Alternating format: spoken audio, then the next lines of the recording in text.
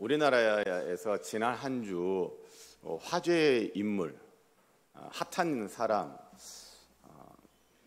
누구일까요?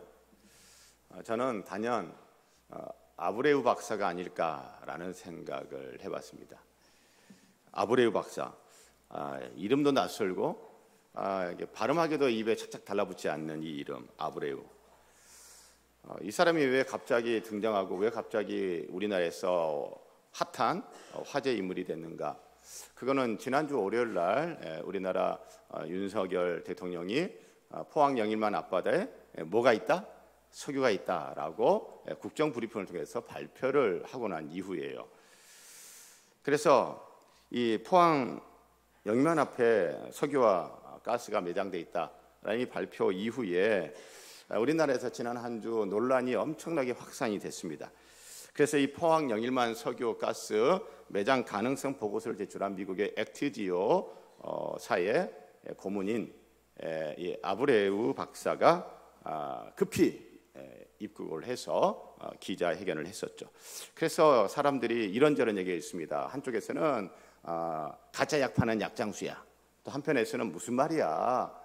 해저 지질 탐사 분야의 전문가야. 그래서 지금 그 액티지오사 또 아브레우 박사에 대해서 이게 믿을 수 있냐? 신뢰성에 대한 논란들이 확산이 돼서 지난 한 주 우리나라의 핫한 인물, 화제의 인물은 아브레우 박사가 아닌가라는 생각을 해봤어요. 오늘 본문에도 화제의 인물이 등장하는데 오늘 본문에 나오는 화제의 인물, 핫한 인물 누구예요? 그 이름은 예수입니다. 11절 보면 명절 중에 유대인들이 예수를 찾으면서 그가 어디 있느냐? 막 사람들이 찾아요. 누구를 찾아요? 예수를 찾습니다. 야, 예수 어디 있어? 예수 어디 있어? 야, 예수 어디 있어? 예수 봤어? 예수 봤어? 예수 어디 있는지 알아? 예. 자, 그런데 그때가 언제예요? 명절 중에. 그러니까 유대인의 명절 중에. 자, 우리나라 명절 크게 두 가지. 자, 어떤 명절이 있어요? 설날이 있습니다. 또 추석이 있습니다. 그런 것처럼 유대인의 명절, 모세오경 토라의 큰 명절 세 가지 있습니다. 유월절, 맥추절, 또 뭐예요? 초막절이 있어요. 자, 이 초막절은 다른 말로 수장절이라고 합니다. 이 초막절, 수장절은 유대 달력으로 7월 14일부터 시작되는 명절이에요. 자, 7월 14일이 우리나라 음력으로 하면 며칠이에요? 음력 8월 15일. 우리나라 음력 8월 15일 무슨 날이에요? 추석입니다. 자, 여러분, 이 초막절은 이스라엘 사람들이 애굽에서 노예 생활하다가 하나님의 은혜로 구원받아 가나안 땅 가기까지 40년 동안 광야 생활할 때 어디서 살았다? 초막에 살았다. 비록 광야에 아무것도 없는 척박한 땅 초막이었지만 그러나 우리가 잘 먹고 잘 살고 가나안 땅 들어갔다. 어떻게? 하나님이 지켜주셨다. 하나님이 먹여주셨다. 하나님이 입혀주셨다. 하나님이 인도하셨다. 할렐루야. 그것을 기념하면서 기억하면서 초막절을 지키는데 또 그때가 마침 뭐 하는 때예요? 수장, 추수해서 창고에 저장하는 시즌인 거예요. 그래서 이 초막절, 수장절은 추수감사 축제에 해당되는 것이죠. 바로 그 초막절, 2절에 보면 유대인의 명절인 초막절이 가까운지라. 그 초막절에 많은 유대인들이 예루살렘으로 모입니다. 예루살렘에 모여요. 그래서 당시 그 예루살렘에 수많은 유대인들이 모여가지고 그 장안의 화제 중에 하나가 누구에 대한 이야기예요? 예수에 대한 이야기였던 것이죠. 자, 여러분, 지난 한 주 아브레우 박사에 대해서 가짜 약 파는 약장수 아니냐? 아니야. 지질 탐사 전문가야 라고 수근 거리듯이 당시 사람들이 화제의 인물인 예수에 대해서 쑥덕쑥덕 수근거렸어요. 뭐라가 수근거렸어요? 예수 그 사람은 좋은 사람이야. 아니야, 좋은 사람이 무슨 좋은 사람이야. 사람들을 미혹하는 사람이야. 12절 보세요. 예수에 대하여 무리 중에서 수근거림이 많아 어떤 사람은 좋은 사람이라 하며 어떤 사람은 아니라 무리를 미혹한다 하니. 여러분, 뭐 좋은 사람은 굳이 설명 안 해도 아시는 거고요. 무리를 미혹한다라고 하는 이 표현은 뭐냐면 예수 그 사람 좋은 사람 아니야. 그 사람은 거짓 선지자야. 오늘날 표현을 한다면 이단이요 사이비 교주야 라고 하는 말인 거예요. 자, 제가 왜 이렇게 무리를 미혹한다는 것을 사람들이 예수는 거짓 선지자야 라고 제가 이렇게 설교를 하느냐 하면, 여러분, 이 무리를 미혹한다는 이 표현은 구약 성경 모세오경 토라의 마지막 5번째 책 신명기 13장에서 이야기하는데요, 거짓 선지자를 정죄하는 내용이 나오는데, 그 정죄하는 거짓 선지자의 전형적인 모습이 뭐예요? 무리를 미혹하는 거예요. 무리를 미혹하는 거. 그래서 신명기 13장 5절을 보면 그런 선지자나 꿈꾸는 자는, 그런 선지자 꿈꾸는 자 거짓 선지자는 어떻게 해라? 죽이라. 이는 그가 너희에게 너희를 애굽 땅에서 인도하여 내시며 종되었던 집에서 속량하신 너희의 하나님 여호와를 배반하게 하려 하며 너희의 하나님 여호와께서 내게 행하라 명령하신 도에서 너를 꿰어내려고 말하였습니다. 자, 여러분, 신명기 13장에서 거짓 선지자, 죽여야 될 거짓 선지자의 전형적인 모습은 뭐다? 무리를 미혹하는 거예요. 자, 그래서 지금 이 예루살렘에 모인 초막절에 모인 그 수많은 유대인들이 예수에 대해서 수근거리는데, 그 수근거리는 내용 중에 하나는 예수는 무리를 뭐 하는 사람이다? 미혹하는 사람이다. 달리 말하면 예수는 뭐다? 거짓 선지자다 라고 이야기를 하는 거예요. 그래서 1절 말씀이 이해가 되더라고요. 많은 유대인들이 예수님을 어떻게 하려고 그랬어요? 죽이려고 했어요. 1절 보세요. 그 후에 예수께서 갈릴리에서 다니시고 유대에서 다니려 아니하심은 유대인들이 뭐 하려 함이라? 죽이려 함이라. 유대인들이 누구를 죽이려 한 거예요? 예수를 죽이려 한 거예요. 아니, 유대인들이 왜 예수를 그렇게 죽이려고 하는 거예요? 신명기 13장 거짓 선지자는 어떻게 해라? 죽이라.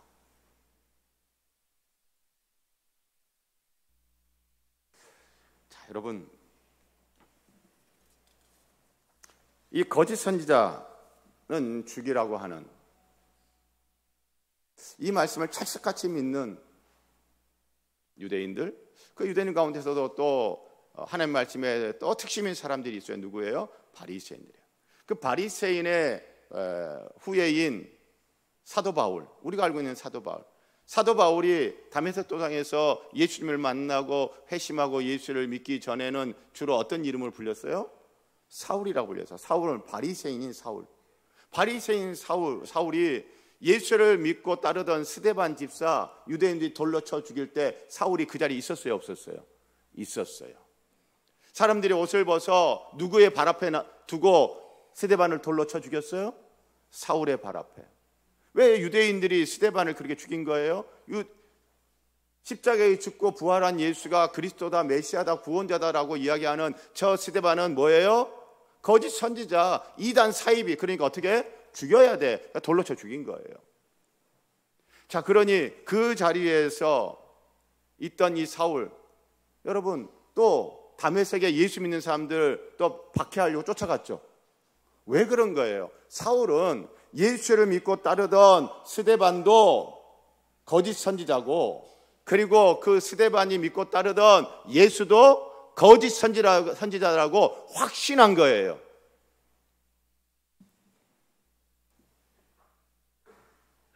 자, 그러면 사람들은 예수는 거짓 선지자라고 수근수근 하는데, 그렇다면 예수는 거짓 선지자인가? 오늘 본문 내에서만 찾아보십시다. 예수는 거짓 선지자인가?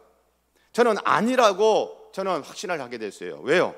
자, 여러분, 우리가 이 세상 살면서 일상적인 삶 가운데서 보면 가짜는 진짜처럼 보이려고 뭔가 이렇게 막 이렇게 꾸미고 치장하고 막 뭔가 보여주려고 그래요? 아니면 그냥 아무것도 안 하고 가만히 있어요? 가짜는요, 진짜처럼 보이려고 막 이렇게 뭘 해요. 그러나 진짜는 여러분 그런 거 해요, 안 해요? 안 합니다. 왜? 진짜니까. 굳이 그런 걸 할 필요를 못 느끼는 거예요.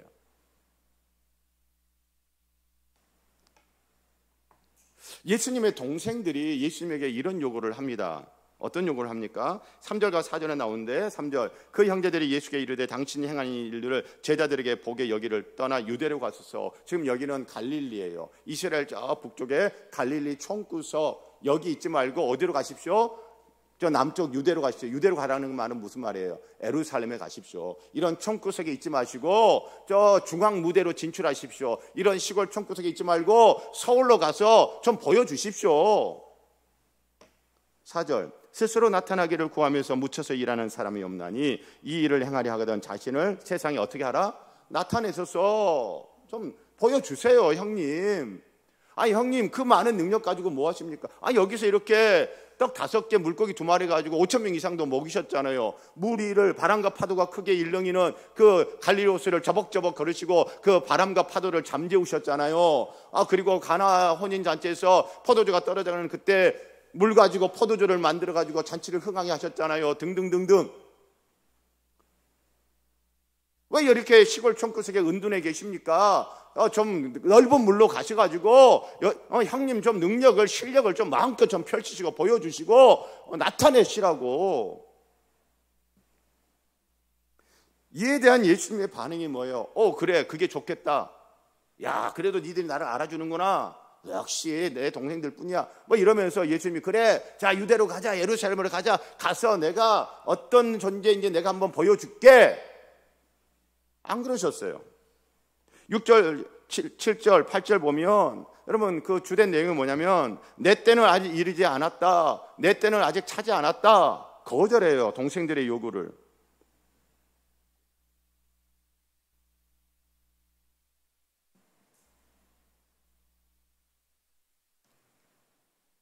내가 누군지 한번 보여줄까?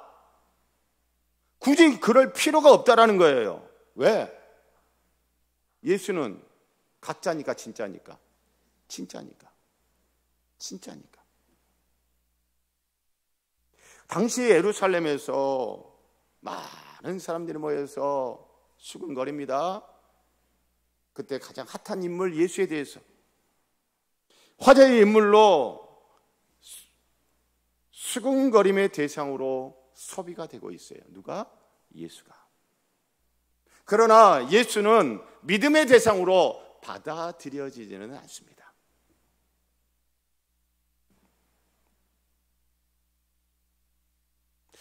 여러분, 우리는 어떤가요? 화제의 인물, 너무나 유명한 인물 예수,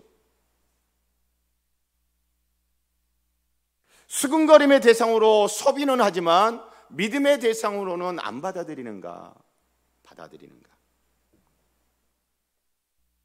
예수님의 형제들은 어땠을까요? 예수님을 믿었을까요? 안 믿었을까요? 놀랍게도 예수님을 안 믿습니다. 5절에 이렇게 이야기해요. 이는 그 형제들까지도 예수를 믿지 아니함이로라.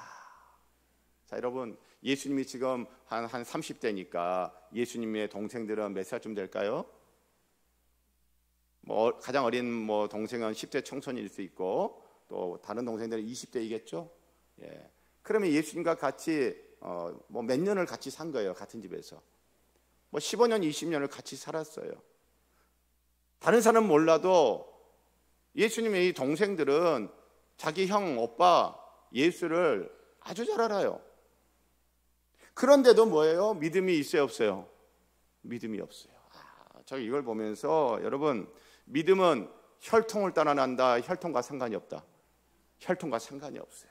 혈통과 상관이 없어요. 이걸 보면서 몇 가지 생각을 하는데 하나는 저를 긴장시킵니다. 목사의 아들이라고 믿음이 있는 것 아니고 장로님의 아들이라고 믿음이 있는 게 아니고 권사님의 아들이라고 딸이라고 믿음이 있는 게 아니다. 예수 믿는 믿음은 혈통으로 나는 것이 아닌 거예요. 제가 종종 말씀드립니다. 믿음의 조상 아브라함에게도 믿음의 아들 이삭이 있었는가 하면 또 어떤 아들도 있었다? 이스마엘도 있었다.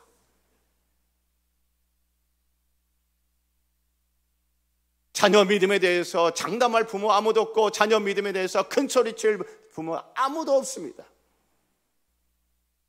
믿음은 혈통으로 나는 것이 아닙니다.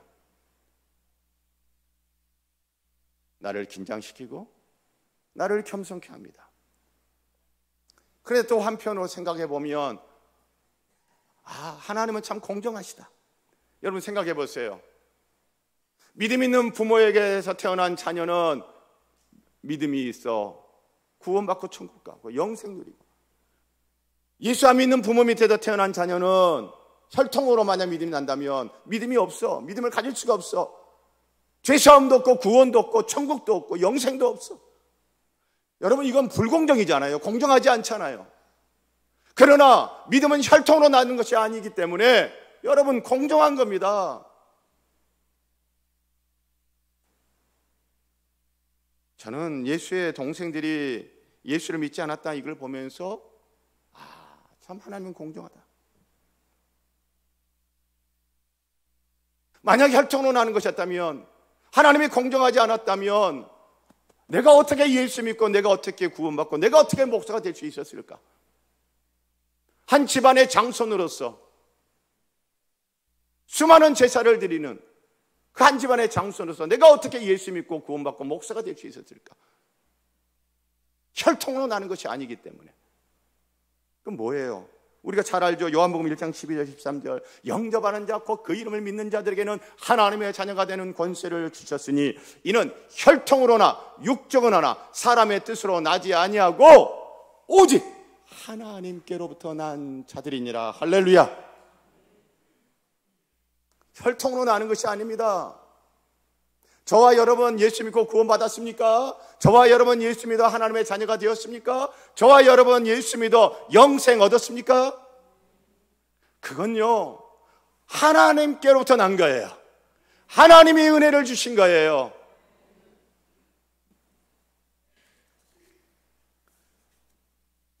자, 그런데 이 예수의 동생들, 오늘 본문에서는 예수를 안 믿잖아요. 그럼 나중에 이 동생들 예수 믿어요, 안 믿어요? 이 질문 놔두고, 그러면 예수 믿었으면 좋겠어요, 안 믿었으면 좋겠어요? 믿었으면 좋겠죠. 그렇죠. 할렐루야.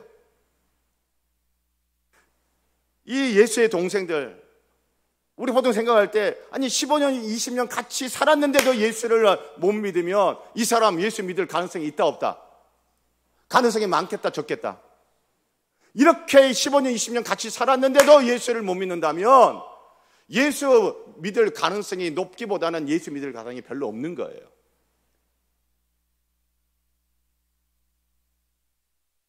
또 한편 이렇게 생각할 수 있어요. 오늘날 보시면 교회 안 다니는 사람보다 교회 다니는 사람이 예수님에 대해 익숙해요. 예수님에 대해서 들은 것도 많아요. 예수님에 대해서 아는 것도 많아요. 그런데 교회 안에 보면 예수를 못 믿고 안 믿는 사람들이 있단 말이죠. 예수님의 동생들처럼 교회를 20년, 30년, 40년을 다녔는데도 예수 믿음과 상관없이 그냥 교회만 다니는 사람들이 있을 수 있다는 거죠. 그런데 그런 분들 앞으로 예수 믿을 가능성이 많을 것 같아요, 적을 것 같아요? 지금까지 예수를 안 믿었다면, 그렇게 교회를 다니고 그렇게 설교를 듣고 그렇게 성경 지식도 많이 아는데 그럼에도 불구하고 예수 동생들처럼 예수를 안 믿고 있다면 그 사람이 앞으로 예수 믿을 가능성이 많을 것 같아요, 적을 것 같아요? 많지 않습니다.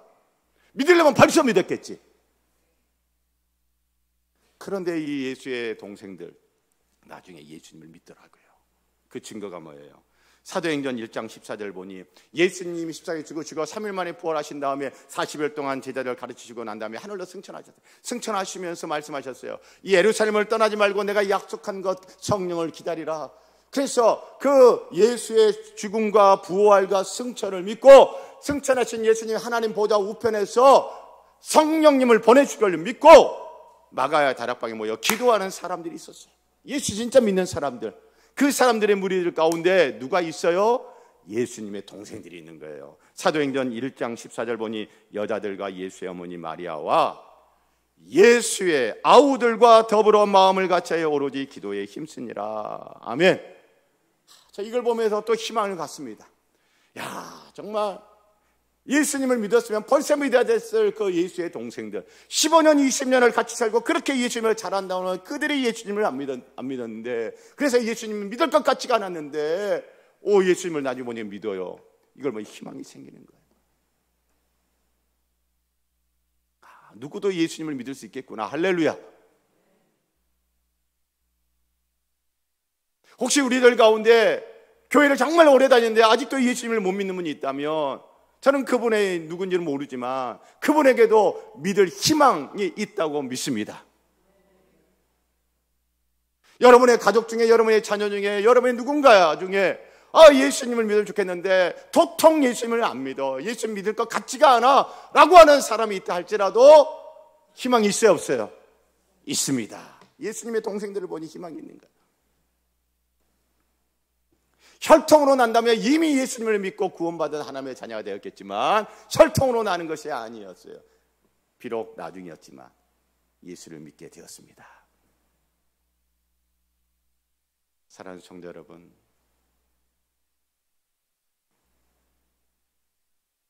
제 자신을 봐도 저로 초등학교 때부터 교회를 다녔는데 예수 믿기는 대학교 1학년 때 가서 예수를 믿었어요. 하나님의 은혜였습니다.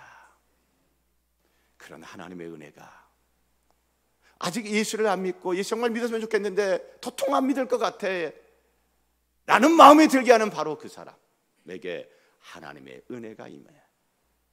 예수 동생들처럼 예수 믿게 되어지는 은혜가 여러분의 가정에도, 여러분의 일터에도, 우리 교회에도 있기를 소원하고 축복합니다. 자, 그러면 여기서 믿음이란 뭐냐라는 걸 또 생각 안 해볼 수가 없어요. 요한복음의 저자는 왜 하나님은 요한복음을 통하여 예수의 동생들을 믿음이 없다라고 딱 이렇게 평가를 했는가? 그렇다면 믿음이 무엇인가라고 하는 기준이 있다는 거 아니에요. 그 기준에 비춰보니 예수의 동생들이 믿음이 없다라고 지금 평가한 겁니다. 그럼 믿음이 뭐냐라는 거예요. 자, 그런데 여러분 3절 4절을 보면 예수님의 동생님들이 예수님을 전혀 안 믿은 것 같아요.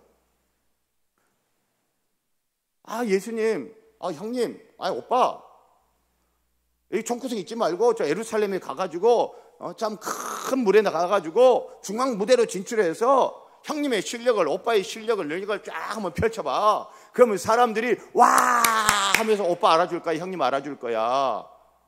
그래서 어떻게 돼요? 예수님의 인기는 하늘을 찌르겠죠? 사람들이 뭐 하려고 할까요? 임금 삼으려고. 그러면 형님 권세도 없고 능력도 없고 명예도 없고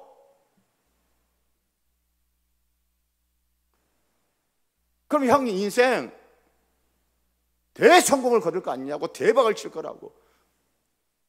형님 대박 치면 우리들도 좀 덕을 볼 거 아니냐고, 이런 생각들을 하고 있는 거예요. 자, 그러면 이 동생들은 좀 올라가서 좀 보여주세요, 나타내 주세요. 이건 예수님의 무엇을 믿었기에 하는 말이에요? 능력을 믿었기 때문이에요. 그들은 보고 듣고 경험한 게 있거든요. 떡 5개 물고기 2마리 가지고 5,000명 넘는 사람들을 먹였던 예수님의 오병이어의 이적을 그들은 알아요. 깜깜한 밤에 큰 바람이 불고 파도가 치는 그 갈릴리 호수를 저벅저벅 걸으면서 그 어두운 밤바다를 잠잠케 했던 그 능력의 예수 형님 오빠를 안단 말이에요. 물로 포도를 만들었던 가나의 혼인잔치의 이적도 안단 말이에요. 우리 형님은 능력이 있어, 우리 오빠는 능력이 있어, 예수 오빠 예수 형님은 능력이 있어. 동생들은 예수님의 무엇을 믿었어요? 능력을 믿었어요.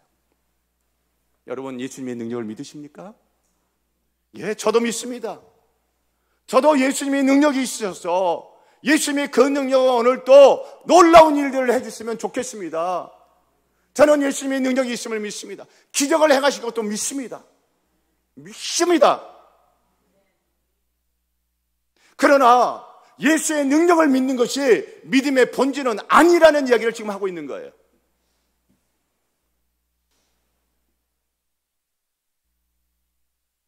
저를 비롯해서 이 시간 예배드리는 우리 성도들 가운데 예수의 능력을 믿는 그 믿음만 가지고 있다면 성경이 말하는 믿음의 본질에서는 아주 멀어져 있다. 더 단호하게 말한다면, 요한복음식으로 한다면 예수의 능력만 믿는 그 믿음은 믿음이 없는 거다라고 이야기를 하는 거예요. 그러면 믿음의 본질이 뭐예요? 능력의 문제가 아니는 거예요.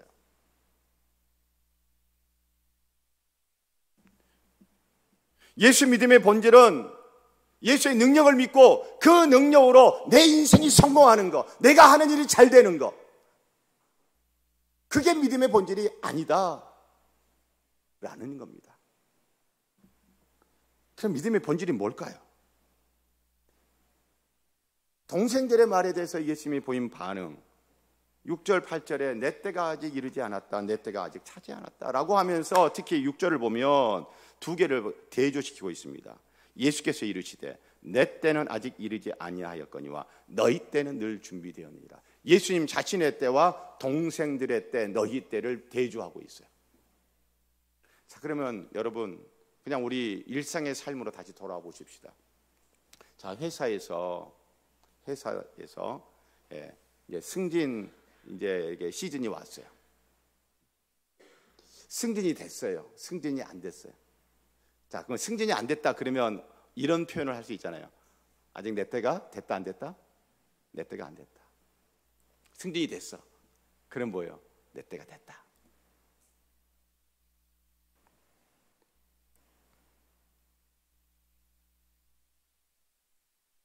동생들의 때, 세상 사람들이 생각하는 거는 뭐예요? 잘 되는 거예요. 예루살렘으로 올라가 중앙무대로 올라가서 능력을 보여주고 인정받고, 그래서 사람들에게 높이 지켜 세워지는 이 성공.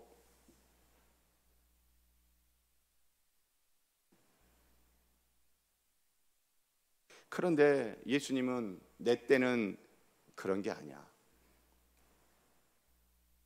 내 때는 그런 성공이 아니야. 동생들은 올라가세요. 예루살렘으로 올라가세요. 그래서 높은 자리에 올라가세요. 그래서 성공하십시다. 예수님은 그 너희 때고 내 때는 아직 차지 않았어. 내 때는 아직 오지 않았어. 그럼 예수님의 때는 뭐라는 거예요? 지금 예수님 말하는 내 때라고 하는 거, 예수님의 때라고 하는 것 도대체 뭘 말하는 걸까요? 우리 한번 생각해 보십시다. 우리 예수님이 이 땅에 사시는 동안 가장 높이 올라간 곳이 어디예요? 십자가입니다. 십자가. 예수님은 그 십자가에 올라가 십자가에 못 박혀 죽는 그때가 아직 오지 않았다. 그때가 아직 차지 않았다. 그 말씀하시는 거예요. 세상이 생각하는 성공과 예수님이 생각하는 성공이 다른 거예요. 예수님은 나중에 십자가에 올라가 못 박혀 죽으시면서 예수님 성공했어요? 성공 안 했어요? 사람들은 예수님이 실패했다고 많이들 봅니다. 그러나 예수님 자신은요, 십자가에서 나 성공했어, 나 다 이루었어. 뭘 성공한 거예요? 미션 석세스. 하나님이 날 이 세상에 보내신 미션, 저와 여러분의 죄를 대신하여 대속의 죽음을 감당함으로 저와 여러분의 죄 문제를 해결하고 저와 여러분의 구원의 길을 활짝 여는 그 미션을 성공적으로 수행했어요. 어떻게? 십자가에서 죽으심으로. 할렐루야. 예수님은 올라가셨습니다. 십자가에 올라가셨습니다. 이 땅에 사시면서 가장 높이 올라간 것이 십자가입니다. 그 십자가에서 죽으셨습니다. 사람들은 실패했다고 생각할지 모르지만 예수님 자신은 난 성공했어. 우리의 성공과 예수님의 생각하는 성공은 이렇게 다릅니다. 예수님 말하는 내 때, 자신이 십자가에 못 박혀 죽음으로써 하나님의 아들임을 드러내는 때, 십자가를 통해서 영광을 얻으시는 때, 그 자신의 때를 기다려 십자가를 지겠다 라는 이야기를 하고 계신 것이죠. 그런데 동생들은 예수님에 대해 많이 알지만, 예수님의 능력도 믿지만 이 십자가는 전혀 생각하지 않는 거예요. 동생들의 믿음은 이 십자가와는 아무 상관이 없는 거예요. 예수 믿음의 본질은 십자가입니다. 예수 믿음의 본질은 십자가에서 죽은 예수입니다. 그래서 내게 믿음이 있냐 없냐, 요한복음이 말하는 바로 그 본질적인 예수 믿음, 그 믿음이 내게 있냐 없냐 자신이 알아요. 십자가의 예수를 바라보며 그 십자가의 예수가 부끄러움이 아니라 나의 구원을 다 이룬 영광의 십자가구나. 그러면서 감동이 오고, 그러면서 그 예수를 믿어야 되겠다. 십자가가 자랑스러워지고, 그 십자가의 예수를 생각할 때 내 죄 대신하여 저 십자가에 피 흘려 죽은 그 예수님 감사합니다. 감사합니다. 그게 있느냐 없느냐? 이게 없으면 예수님의 능력을 믿고 예수님의 능력으로 제 인생 어려움을 타개해 주시고 문제 해결해 주시고 기적을 일으켜 주시고 그렇게 믿어도 요한복음이 말하는 예수 믿음은 없는 겁니다. 사랑하는 성도 여러분, 저와 여러분 예수님이 능력이 있는 걸 믿습니다. 이 믿음뿐만 있는 것이 아니라 더 본질적인 믿음, 십자가의 예수를 믿는 믿음, 이 믿음이 있기를 간절히 소원하고 축복합니다. 설교를 다 준비하고 나서 찬송가 하나가 생각났어요. 찬송가 439장 십자가로 가까이 나를 이끄시고 후렴구를 보면 이런 가사가 있습니다. 십자가 십자가 무한 영광일세. 십자가 십자가 무한 수치일세, 무한 부끄러움일세가 아니에요. 십자가 십자가 무한 뭐라고요? 영광일세, 영광일세.